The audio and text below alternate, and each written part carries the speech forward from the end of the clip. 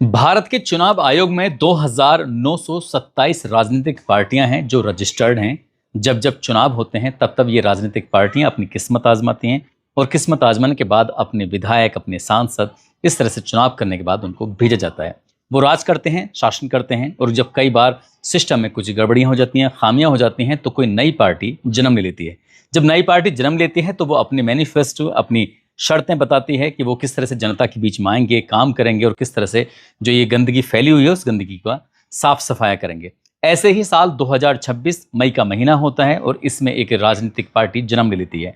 Social media पर वो अपनी आमद दर्ज कराती है और जैसे ही सोशल मीडिया पर अपनी आमद दर्ज कराती है तो उसके बाद वो एकदम से ट्रेंडिंग बनने लगती है, चाहे वो एक्स हो या फिर सोशल मीडिया के अलग अलग प्लेटफॉर्म, फेसबुक हो, यूट्यूब हो या फिर इंस्टाग्राम हो। जहां देखो वहां अब इसी पार्टी की चर्चा हो रही है। चर्चा इस बात की भी हो रही है क्योंकि राजनीतिक पार्टी का जो नाम है उसे सुनने के बाद प्रथम दृष्टया हंसी ही आती है, क्योंकि कोई भी सुनेगा तो एकदम से हंसने लगता है। उस पार्टी का नाम है कॉकरोच जनता पार्टी।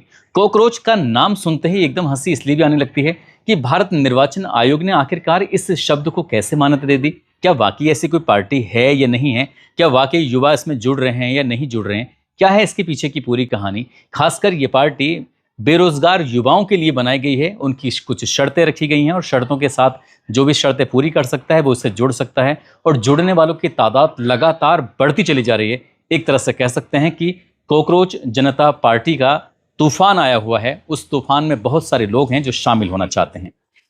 आदाब, नमस्कार, सत श्री अकाल। मैं उस्मान सैफी। अधिवक्ता संजय दुबे ने कोर्ट में एक याचिका दायर की थी और उस याचिका की सुनवाई हो रही थी 15 मई 2026 को। Chief justice of India Suryakant और जस्टिस जॉय माल्या बागची इसकी सुनवाई कर रहे थे और सुनवाई के दौरान ही उन्होंने इस याचिका को खारिज कर दिया। खारिज करने के साथ साथ जो सीजीआई होते हैं सूर्यकांत एक टिप्पणी करते हैं और टिप्पणी कुछ इस तरह की होती है कि वो कहते हैं कि पहली बात तो ये कि जिस वकील ने इस पर याचिका दायर की थी उन्होंने सोशल मीडिया जैसे फेसबुक है या अन्य किसी प्लेटफॉर्म पर कुछ टिप्पणी कर दी थी, तो उस टिप्पणी को लेकर भी उन्होंने नाराजगी जाहिर की और नाराजगी जाहिर करते हुए फिर उन्होंने कुछ और टिप्पणी की। वो कहते हैं कि कुछ बेरोजगार जो युवा हैं वो एकदम कॉकरोच और परजीवी की तरह होते हैं। परजीवी यानी कि जो अपने ऊपर निर्भर नहीं होता बल्कि वो भोजन करने के लिए किसी दूसरे पर निर्भर होता है, उसी का ही वो खाना खा लेता है।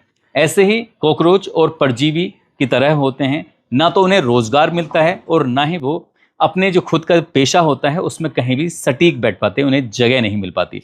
इनमें कुछ तो मीडिया में चले जाते हैं, कुछ सोशल मीडिया पर, तो कुछ इसमें आरटीआई के एक्टिविस्ट बन जाते हैं और उसके बाद ये सिस्टम के अंदर जाने के बाद उस पर सिस्टम पर लगातार हमले पर हमला करते रहते हैं। बस इतना था कि ये जो बयान होता है सीजीआई का वो सोशल मीडिया पर बहुत तेज़ी के साथ वायरल हो जाता है। सोशल मीडिया ही नहीं बल्कि इलेक्ट्रॉनिक मीडिया हो या प्रिंट मीडिया हो, सभी ने इस बात को प्रमुखता से प्रकाशित भी किया, प्रमुखता से दिखाया भी। अब इसके बाद सीजीआई की चीफ जस्टिस ऑफ इंडिया ने इसमें सफाई दी। उन्होंने कहा कि मेरा जो मतलब था वो बेरोजगार युवाओं के लिए तो बिल्कुल ही नहीं था, मतलब था उनके लिए जो फर्जी डिग्री का इस्तेमाल कर कर सिस्टम को सड़ाने की कोशिश करते हैं। बस मेरा टारगेट वो थे, ये बेरोजगार युवा बिल्कुल भी नहीं थे। लेकिन तब तक ये बात करते तब तक तो कहानी बहुत आगे बढ़ चुकी थी। हर जगह इसी के बारे में चर्चा हो रही थी।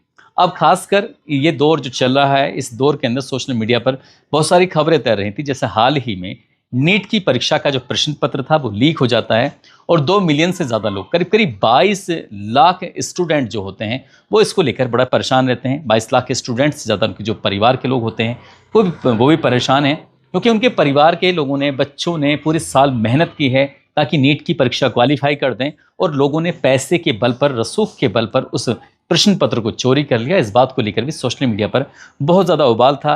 और यही नहीं, नीट ही नहीं बल्कि कई और भी परीक्षाएं होती हैं, जैसे राजस्थान में हो, उत्तर प्रदेश में हो या फिर बिहार में हो, कई प्रदेशों में परीक्षाएं होती हैं, उससे पहले ही उनका प्रश्न पत्र लीक हो जाता है। इस बात को लेकर कई बार सड़कों पर भी छात्र छात्राएँ उतरे हैं, कई बार इस बात को लेकर विरोध प्रदर्शन भी हुए हैं, बवाल भी हुए हैं।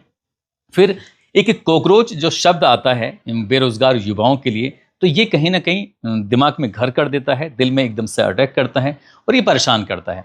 ऐसे ही एक युवा है जो कि इसका जो रहने वाला है महाराष्ट्र प्रदेश के औरंगाबाद का एक संभाजी नगर लगता है, वहाँ का रहने वाला, जिसकी उम्र लगभग 30 साल के आसपास होती है। नाम उसका अभिजीत दिप्के होता है। अभिजीत दिप्के के दिमाग में सिर्फ कॉकरोच ही चल रहा था कि ये युवाओं को, खासकर बेरोजगार युवाओं को कॉकरोच क्यों कहा। एक तरफ नीट की परीक्षा लीक हो जाती है, उसके बारे में शिक्षा मंत्री को अपना स्वतः ही पद से इस्तीफा दे देना चाहिए, सरकार को इस पर तक कुछ बोलना चाहिए, लेकिन कोई बोलने को तैयार नहीं है। ऊपर से युवाओं को बोला जा रहा है कोकरेच।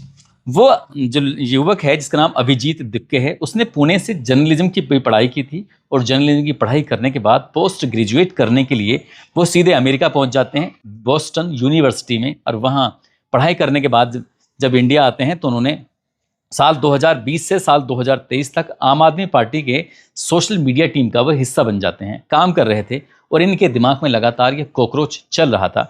तभी इन्होंने कोकरोच जनता पार्टी .org इस नाम से डोमेन खरीदा और डोमेन खरीदने के बाद एक वेबसाइट बनाई और वेबसाइट बनाने के बाद उसको लाइव कर दिया। और उसका टैगलाइन जो दिया था, उन्होंने कहा कि आलसी और बेरोजगार युवाओं की आवाज़, यानी कि आलसी और बेरोजगारों की आवाज़, इन्होंने एक टैगलाइन दिया। ये बात उन्होंने मजाक से शुरुआत की थी और मजाक से शुरुआत जब करते हैं तो उसके बाद फिर इनका जो व्यंग था, उनकी जो कुछ हंसी उड़ाना था, वो सिस्टम को लेकर था। जैसे बेरोजगारी को लेकर उनकी मजाक उड़ाना था सरकार का, सिस्टम का। उनका पेपर लीक को लेकर सवाल उठाना था, मजाक बनाना था, व्यंग करना था। ऐसे सिस्टम के ऊपर ये सवाल जब उठा रहे हैं, इन्होंने ये वेबसाइट बना दी कोकरोच जनता पार्टी .org। इसके बाद ये इसे अपलोड कर देते हैं और एक मंच खोल देते हैं मजाक ही मजाक में कि आप कोई भी इस पार्टी से जुड़ना चाहता है तो ये फार्म है, इसको फार्म को भर दीजिए, उसके कुछ नियम हैं, कुछ शर्तें हैं। और साथ ही इन्होंने इंस्टाग्राम पर भी अपना एक अकाउंट बना दिया इसी नाम से, इनकी कोकरोच जनता पार्टी के नाम से अकाउंट बनाने के बाद उसको एकदम फ्री छोड़ देते हैं। और फ्री छोड़ने के बाद जब ये अकाउंट, चाहे वो इंस्टाग्राम का हो या इनकी वेबसाइट का हो, जब ये वायरल होने लगता है तो उन्हें खुद को यकीन नहीं हो रहा था कि जिन्होंने काम किया है वो इतनी तेजी के साथ पूरे भारत ही नहीं बल्कि पूरी दुनिया भर में इसको लेकर चर्चा शुरू हो जाएगी। महज 48 पोस्ट करते हैं और ये सिर्फ 2 लोगों को फॉलो करते हैं जो कोकरोच जनता पार्टी होती है, और कुछ ही घंटों के अंदर 52 लाख लोग उससे जुड़ जाते हैं। 52 लाख जो बेरोजगार युवा होते हैं वो उससे जुड़ जाते हैं और इसी बात को लेकर चर्चा भी शुरू हो जाती है। इनकी पार्टी की सदस्यता लेने वालों की संख्या 70,000 से ज़्यादा बन जाती है।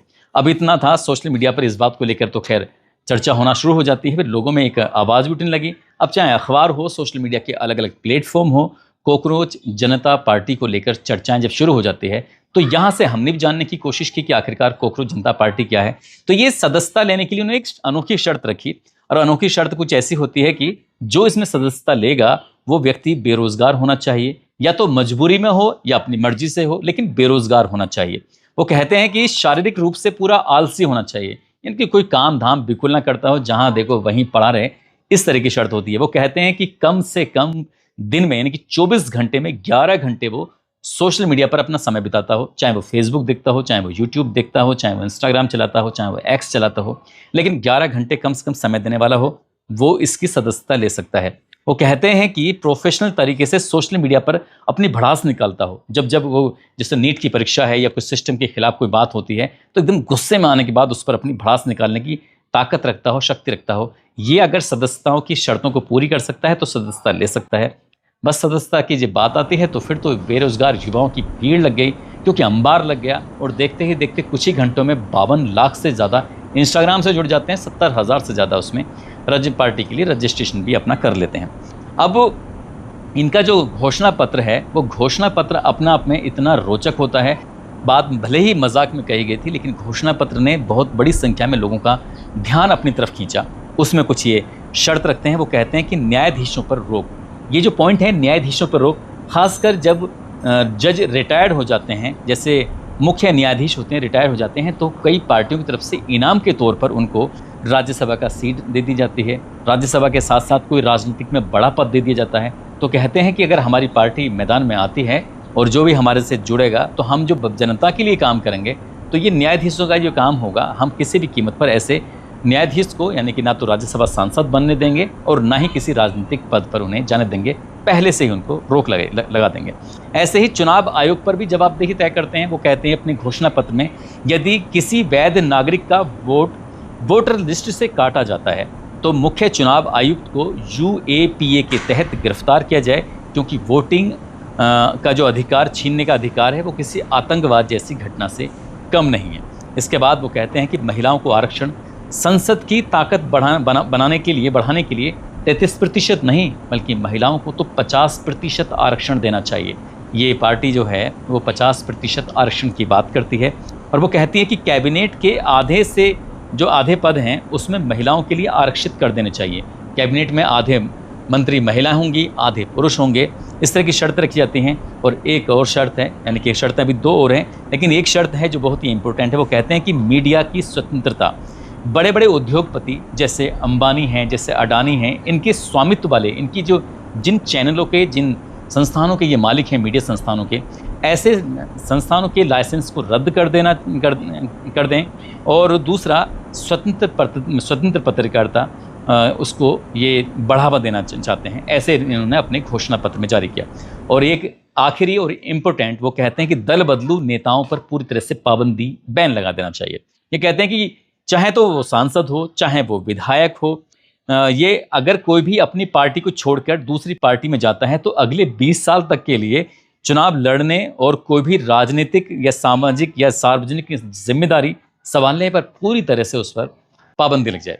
जब इस तरह का मैनिफेस्टो होता है, इस तरह के सदस्य लेने की शर्तें होती हैं, तो ये शर्तें, ये मैनिफेस्टो जो होता है वो खासकर बेरोजगार युवाओं को बहुत ज़्यादा अट्रैक्टिव करता है। इसी बीच में जिसने पार्टी बनाई है, अभिजीत दिपके, वो मीडिया में आने के बाद, सोशल मीडिया में आने के बाद वो एक वीडियो बनाते हैं। वीडियो बनाने के बाद कहते हैं कि नीट का पेपर जिस तरह से लीक हुआ है, उस तरह से शिक्षा मंत्री को अपनी जिम्मेदारी लेनी चाहिए। जिम्मेदारी लेने के बाद वो स्वतः ही अपने पद से इस्तीफा दे दें, और इस्तीफा देने के बाद फिर एक ईमानदारी के साथ काम होना चाहिए। उन्होंने जो ये लगातार पोस्ट जो कर रहे हैं कॉकरोच जनता पार्टी की, अब न केवल ये अभिजीत दिपके कर रहे हैं, बल्कि भारत के अलग अलग हिस्से, चाहे वो दिल्ली हो, चाहे वो उत्तर प्रदेश हो, बिहार हो, राजस्थान हो, कर्नाटक हो, मध्य प्रदेश हो, अलग अलग जगहों के युवाओं ने भी इस तरह के अपनी अपनी पार्टियों के नाम उसमें इंस्टाग्राम पर बनाए। बड़ी संख्या में, मतलब यह कह सकते हैं कि करोड़ों की संख्या में लोग इसे देख रहे हैं, जानना चाहते हैं कि कॉकरोच जनता पार्टी का मतलब क्या है, आखिरकार ये करना क्या चाहती है।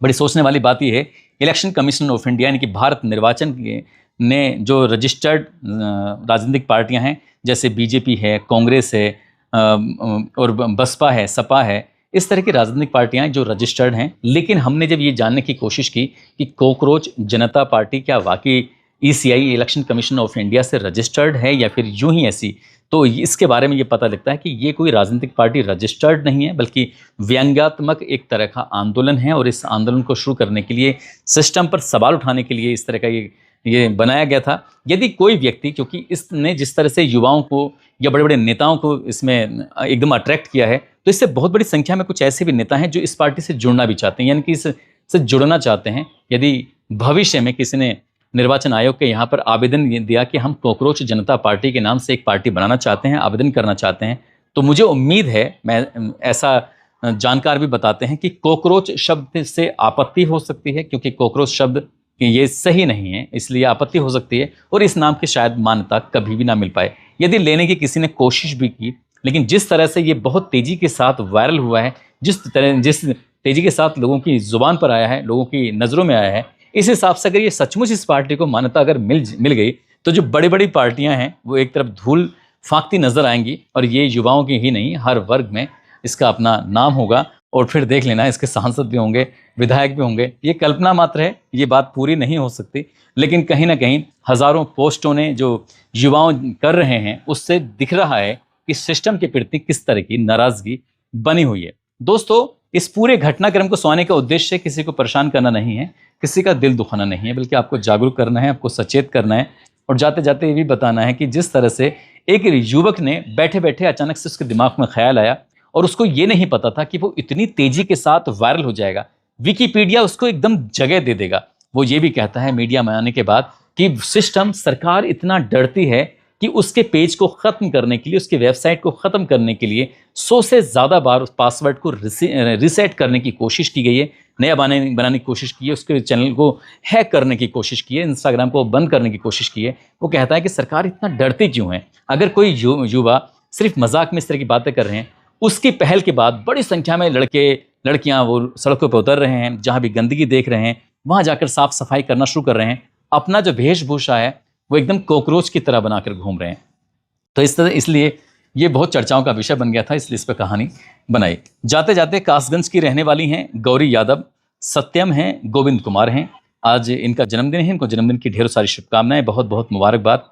और मनोज, उनकी पत्नी है आरती, जो कि कानपुर के रहने वाले हैं। आज इनकी शादी की सालगिरह है। इनको शादी की सालगिरह की बहुत बहुत शुभकामनाएं, बहुत बहुत मुबारकबाद। कुछ लोगों ने नाम लेने की अपील की है, जिसमें कार्तिक कुमार, पवन लोधी, श्याम सुंदर यादव, आलोक Yadav, Roopchand Tomar, doctor AK Agnihotri, Ajay Kumar, Kishan Lal, Nadeem Ahmad, Amresh Kumar, lucky Thakur, Shamshad Hussain, Sajid Khan, Kaptan Singh, Mohammad मजहर, राम प्रकाश सिंह, मनोज सरदार, मुकेश कुमार। आप सब लोग अपना ख्याल रखें, सुरक्षित रहें। जय हिंद, जय भारत।